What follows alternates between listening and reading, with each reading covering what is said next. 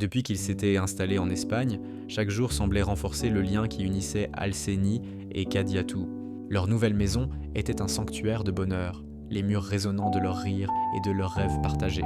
Les dîners aux chandelles sur leur petit balcon, les balades main dans la main à la découverte de leur quartier pittoresque, tout n'était que complicité et promesse. Alcénie, le regard plein d'admiration pour la femme qu'il avait fait venir d'Afrique, voyait en elle l'incarnation de son avenir.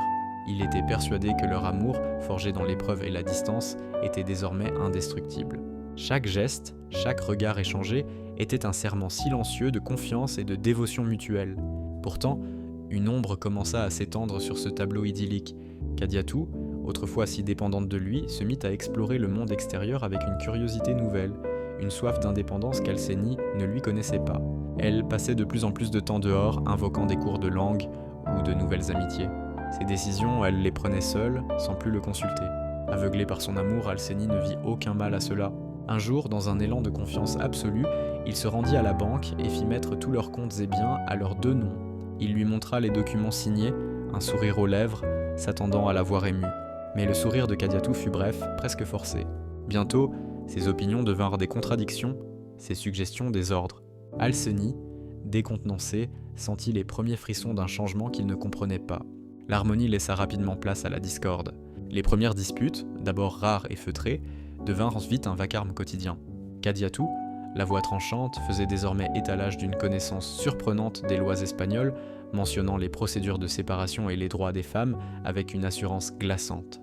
Elle semblait avoir appris un nouveau langage, celui de la confrontation légale. Alcénie était désemparée. Il ne reconnaissait plus la femme douce et aimante qu'il avait accueillie. La maison, autrefois leur havre de paix, se chargea d'une tension électrique. Les silences pesaient plus lourds que les cris, et leurs regards, quand ils se croisaient, n'étaient plus que des éclairs de ressentiment. Le point de rupture fut atteint un soir, lors d'une dispute plus violente que les autres. Les mots de Kadiatou étaient des lames, chaque phrase une accusation. Puis, dans un geste théâtral, elle attrapa son sac et claqua la porte, le laissant seul dans le silence assourdissant de leur appartement. Alcénie s'effondra sur une chaise, le regard fixé sur la porte close, le cœur en miettes. Le froid du carrelage semblait remonter le long de ses jambes, envahissant tout son être. Ce n'était pas seulement la fin d'une dispute, il le sentait. C'était le début de la fin, la certitude d'une solitude glaciale et d'un avenir brisé qu'il n'avait jamais imaginé.